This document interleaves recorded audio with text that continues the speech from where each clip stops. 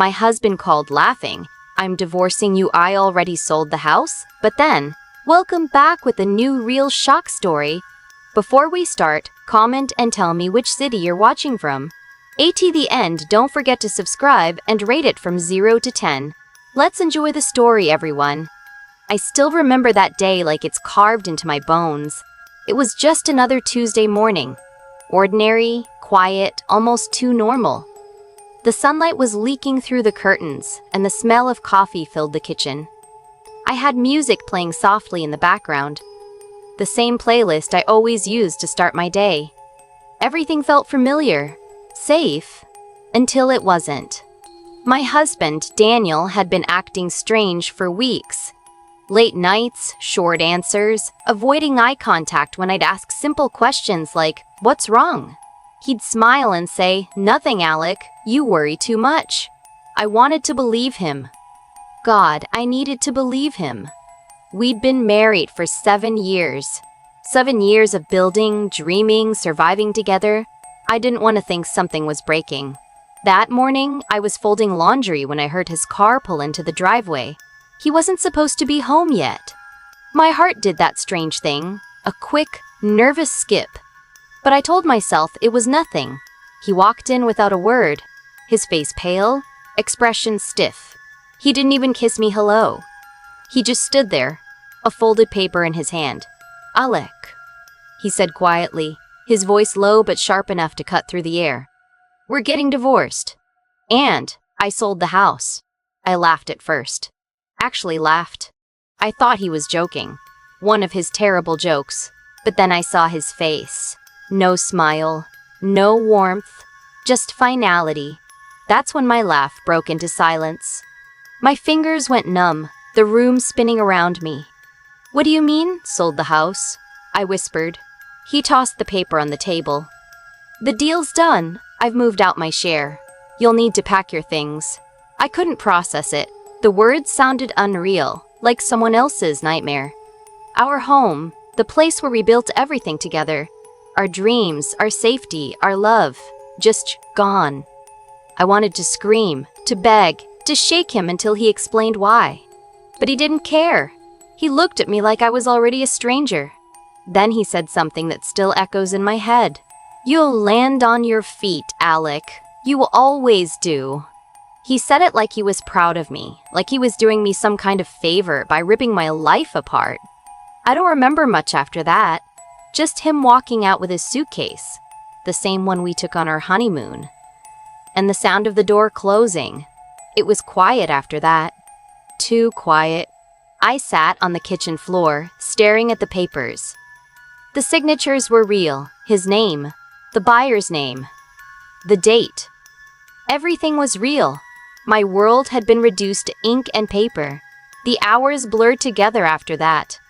I remember trying to call him, trying to make sense of it. But every call went to voicemail. Every message I sent came back read, no reply. By evening, I wasn't crying anymore. I just sat there in the dark, trying to feel something. That's when the first flicker of suspicion started. I noticed something on the papers, a name I didn't recognize. C. Walker. It was listed next to his on the sale contract, a co-buyer. My first thought was that it was a business partner or maybe a real estate contact. But deep down, something in me knew. I remember whispering to myself, no, he wouldn't. But he did. The next morning, I went through our home office, the drawers, the files, the computer he thought I didn't know the password to. I needed to find something, anything that made sense. And what I found made my blood run cold. Emails, messages, pictures, all of them with her. The woman he sold the house to wasn't a stranger. She was her. I stared at the screen for a long time, trying to breathe. The betrayal hit in waves. Every smile he'd given me, every "I love you," every promise, all of it was a lie. He'd been planning this for months. Selling the home, emptying accounts, lining everything up so that when he finally left, he'd walk away clean and I'd be left with nothing. But he made one mistake. He underestimated me. When the shock faded, something else took its place. Focus. The kind of clarity that only comes when you've lost everything. I printed everything I found. The emails, the transfers, even the late-night messages that proved his affair. That night, as I sat surrounded by the evidence of my ruined marriage, a message popped up on my phone. It was from an unknown number. It said only 5 words. "You need to see this." At first I thought it was a scam. I almost deleted it. But something stopped me. My hands were shaking as I opened the file attached. What I saw made my heart drop. It was a picture. Daniel, sitting in an office. But not just any office, our lawyer's office. And sitting across from him was the same woman from the emails. My husband, his mistress, and my lawyer, the man I trusted to protect me, all working together. In that moment, everything changed.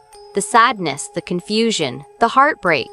It all turned into one thing: determination. Because now I wasn't the victim. I was the storm coming for them. I didn't sleep that night, not even for a second. My mind kept replaying that picture over and over again. Daniel sitting there in that office beside her. The woman who bought our house. The woman who destroyed everything for.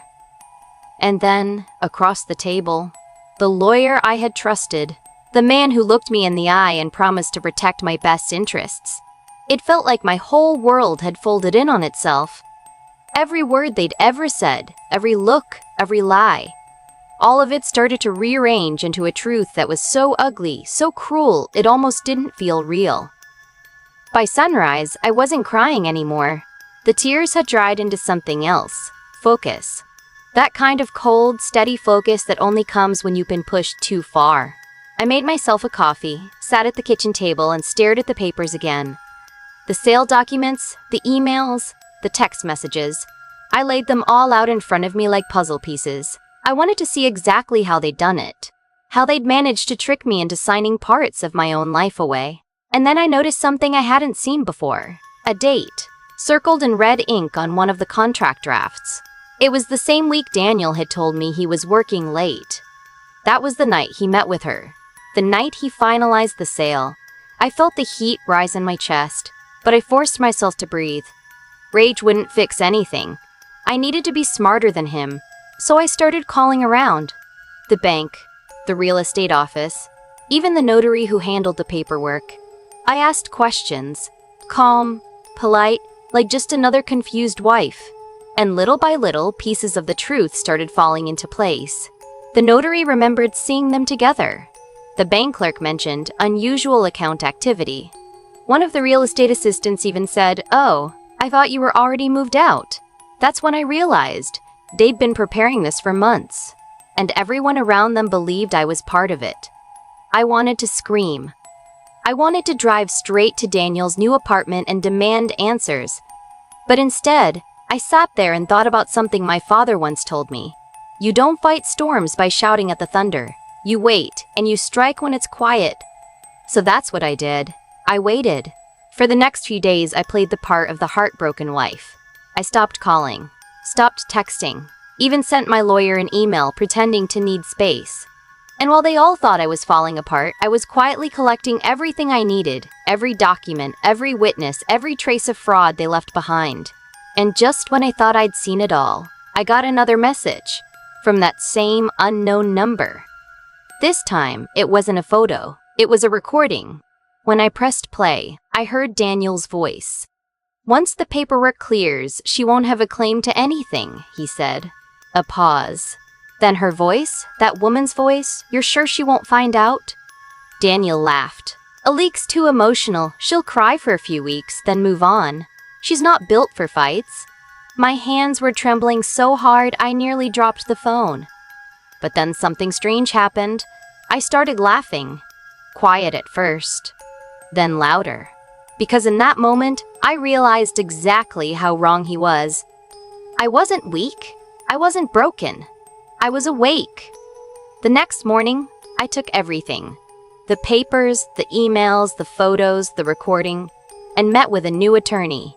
Not one Daniel knew. Not one connected to any of them. This one was sharp, calm, and within minutes of reading my documents, she looked up at me and said, Alic, they committed fraud. You have enough here to ruin them legally. It wasn't the word ruin that caught me. It was the word legally. Because I didn't want revenge. I wanted justice. The kind that leaves a mark they can't hide from. The plan moved fast after that. My new lawyer filed an injunction to freeze all assets connected to the fraudulent sale. She also contacted the Bar Association about the unethical conduct of my former attorney.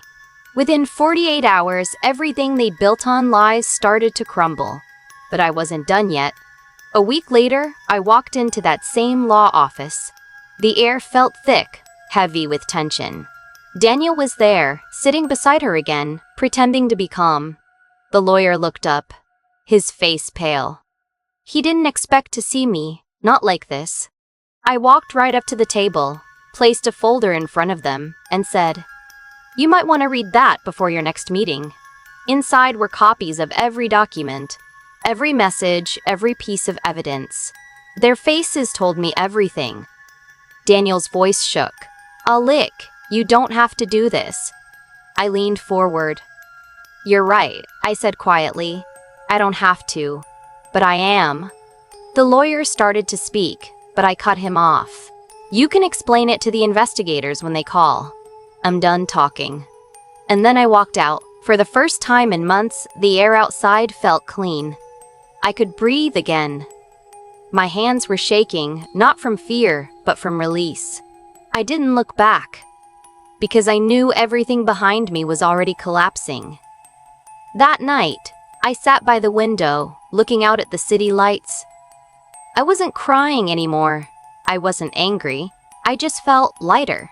Because the storm wasn't coming anymore. It had already passed. And somehow, through all the chaos and lies, I was still standing. When you lose everything, the world suddenly feels louder. The hum of cars, the ticking of clocks, even the wind brushing against your window, it all sounds different. For weeks after the confrontation, I would wake up before sunrise, just sitting in silence, wondering what was left of me now that the lies were gone. The investigations began faster than I expected. Emails, bank transfers, recordings, all of it became official evidence. My new lawyer kept me updated almost daily, but I tried not to think about it too much. I had already spent enough time living in their chaos. What I needed now was a way out of it. At first, I thought leaving the city would help. I started packing boxes, folding clothes that still smelled like the life I had lost. Every object had a memory attached to his favorite mug. Our wedding photos, the curtains we argued about but finally chose together. I almost threw them away, but something stopped me. These weren't symbols of him anymore. They were reminders of who I used to be. And I didn't hate that woman.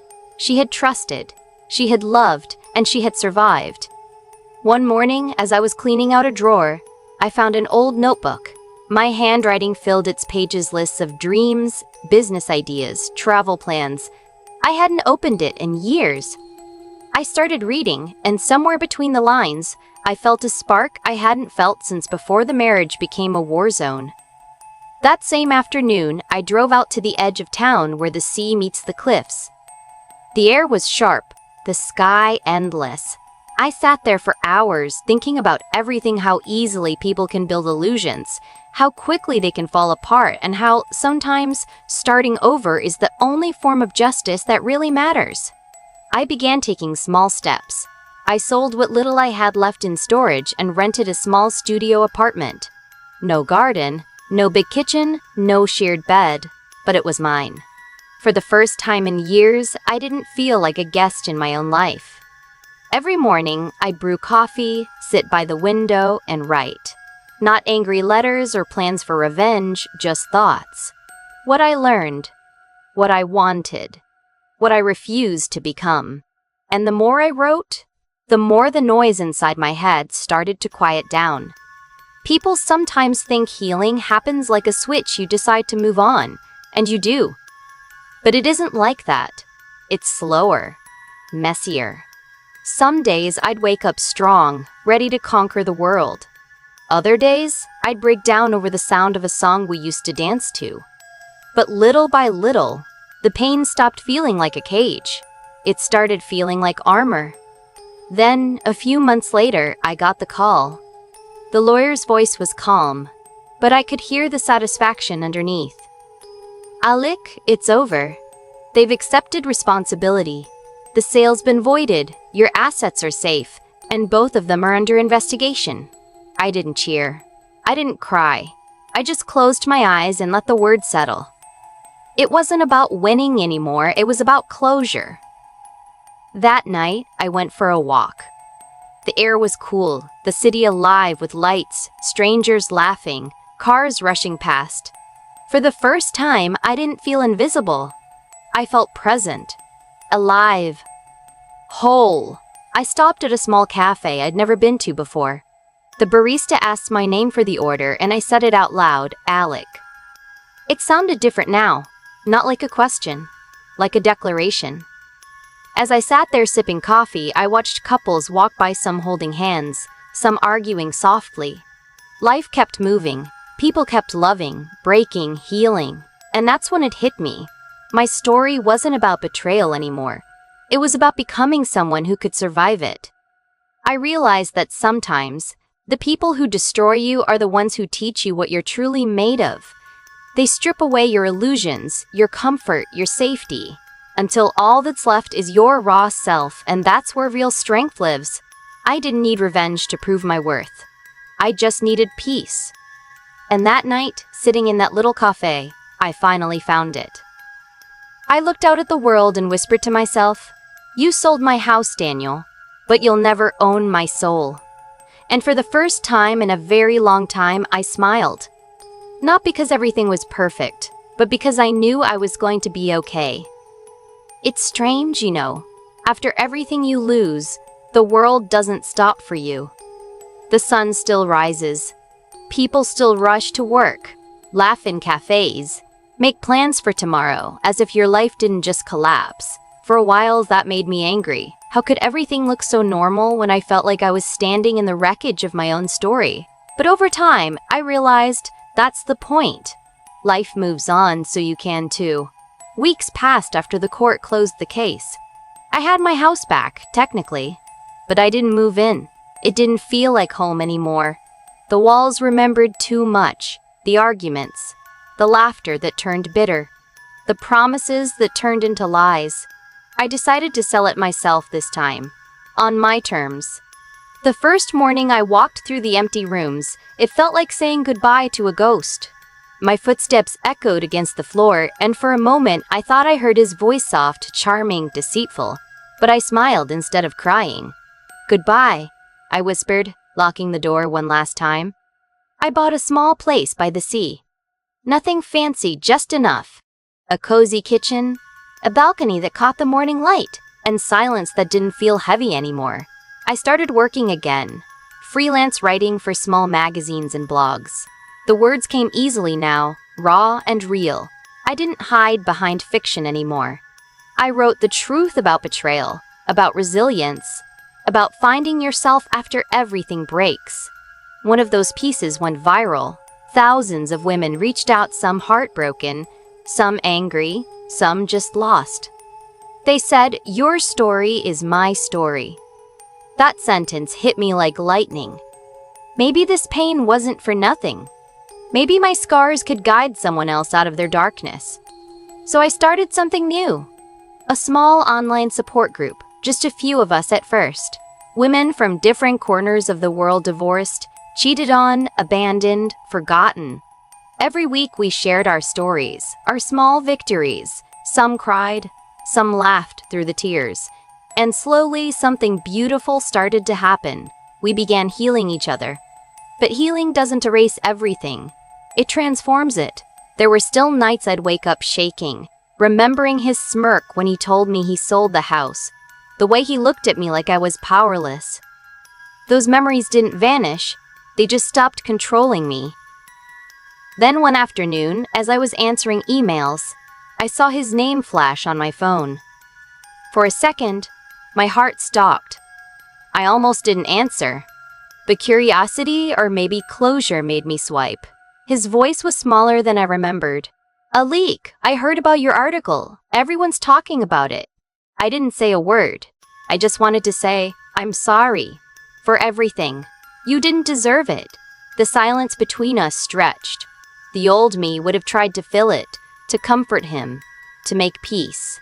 But the woman I'd become, she just breathed, calm, unshaken.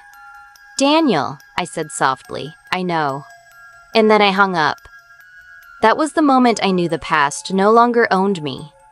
After that, life became quieter, but in the best way. I spent mornings walking by the shore, the wind tangling my hair, the salt clinging to my skin.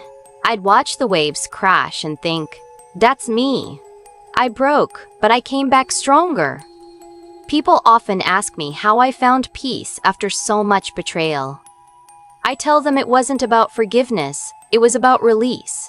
Forgiveness still ties you to the person who hurt you. But release, that's freedom. Months later, my story was invited to be featured in a podcast. They called it The Woman Who Rebuilt Herself. I laughed when I heard the title, but deep down, it felt right. During the recording, the host asked, if you could tell your younger self one thing, what would it be? I took a deep breath, my eyes stinging. I'd tell her to never let someone else's betrayal make her forget her own worth. You can lose everything, money, home, love, but never lose yourself. After the episode aired, the messages poured in again. And for the first time, I didn't feel like a victim in someone else's story. I felt like the author of my own. That night, I stood on my balcony, looking at the dark horizon. The sea shimmered under the moonlight, endless and wild, just like life itself. I whispered a quiet thank you. Not to him, not to the pain, but to the strength I found because of it. The girl who once cried over what she'd lost was gone. The woman standing there had built a new life, piece by piece, from the ruins. And maybe that's what healing really is. Not pretending the storm never came, but learning to dance in the rain after it's gone.